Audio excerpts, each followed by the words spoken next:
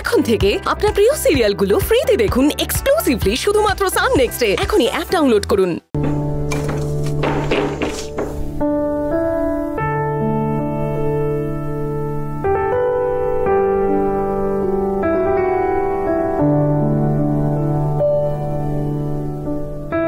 আপনি জেগে আছেন এখনো?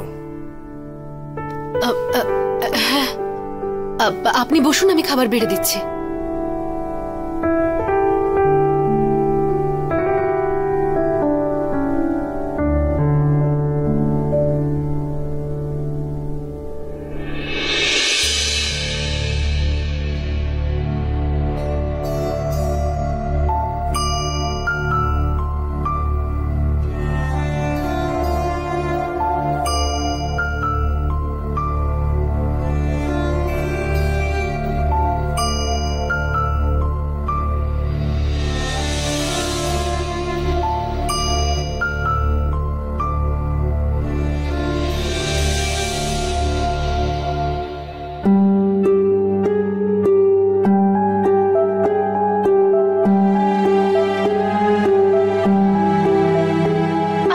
সাধারণ মানুষের কাছে বিশ্বাসটাই সবকিছু, আর আমি আপনার বিশ্বাসটাই আজ ভাঙলাম। আপনি এত বিশ্বাস করে আমাকে একটা ফোন দিলেন, আর আমি এটা হারিয়ে ফেললাম।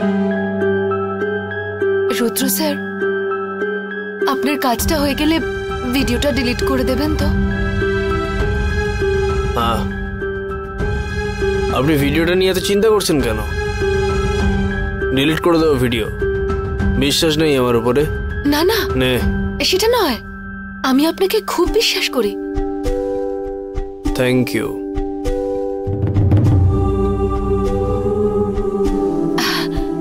আমি ভাত নিয়ে আসি, একটু বসুন।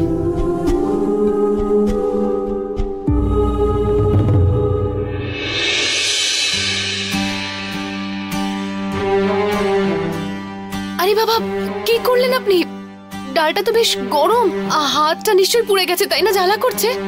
আপনি বসুন, আমি ঠান্ডা জল নিয়ে আসছি। না না, কিচ্ছু হয়নি আমার। কি বলছেন হাত পোড়েনি? আমি নিজে গরম করেছি, আমি জানি ডালটা খুব গরম ছিল। আপনি চলুন না, হাতটা।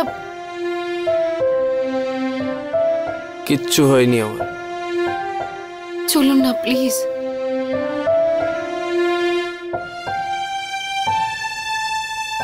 প্লিজ।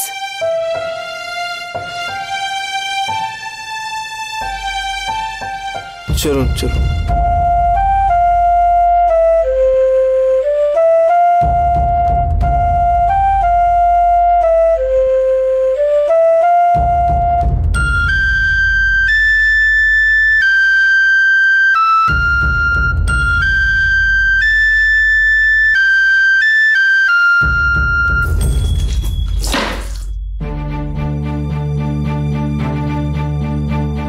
হয়ে গেছে, আর লাগবে না। আমি একটু ঠান্ডা জল নিয়ে আসবো, হাতে দেবেন? ঠিক হয়ে যাবে তাহলে।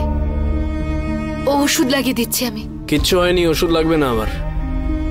এসব আঘাত আমার সহ্য হয়ে গেছে। আপনজনেরা যে কষ্ট দেয় সেটা অনেক বেশি যন্ত্রণার।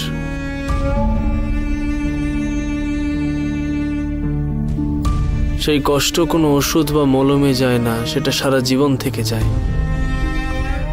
কোনোদিন সেই কষ্ট ভোলা যায় না।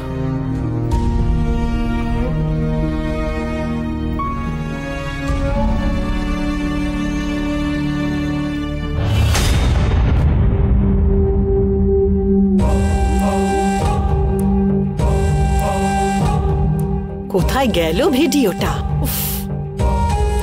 খুঁজেই তো পাচ্ছি না এখনো। বুঝতে পেরেছো?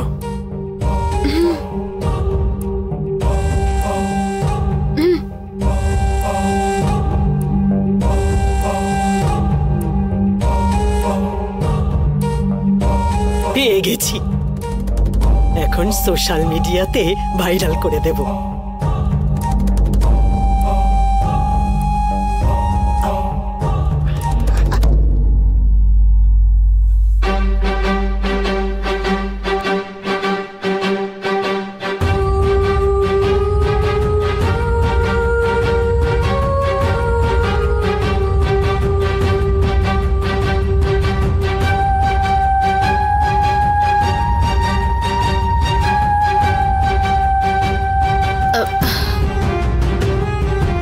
আমি অন্য থালায় দিচ্ছি আপনাকে।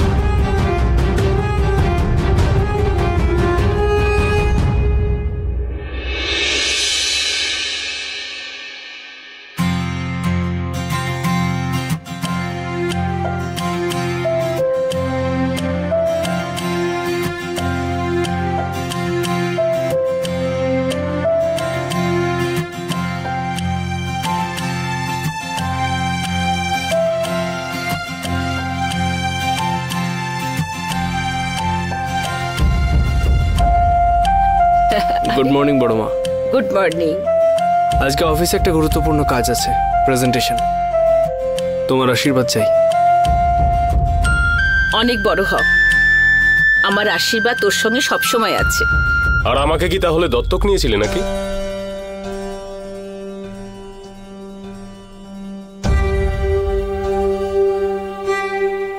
আরে কি এসব কথা বলছিস সুমিত? আমি তো তোমার নিজের ছেলে হই, তাই না? কিন্তু আমাকে কোনোদিন তো আশীর্বাদ করনি। আরে এরকম ব্যাপার না রে, আমার কাছে তোরা সবাই সন্তান। আরে তোদের সফলতার জন্য আমি সারা দিন ভগবানের কাছে প্রার্থনা করে যাই। মা, বাবা আমাকে ছোটবেলায় মহাভারতের গল্প শুনিয়েছিল। সেখানে কি লেখা ছিল জানো? মহাভারতে কর্ণ অথবা অর্জুন যে কোনো একজনই মায়ের আশীর্বাদ পেতে পারে।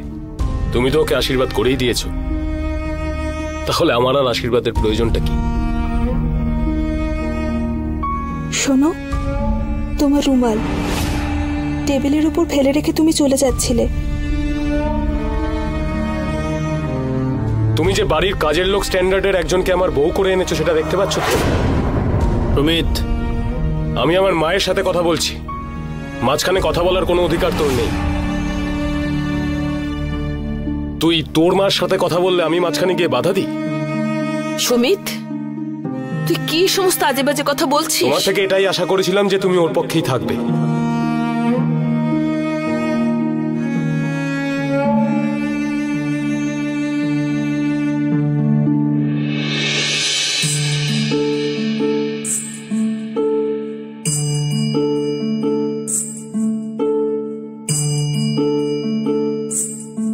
বড় মা, তুমি এসব নিয়ে টেনশন করো না। যে যেমন কর্ম করবে সে তার ফল নিশ্চয়ই পাবে। একদিন ও নিজের ভুল ঠিক বুঝতে পারবে, আর তখন ও তোমার পাশে এসে দাঁড়াবে। সব ঠিক হয়ে যাবে।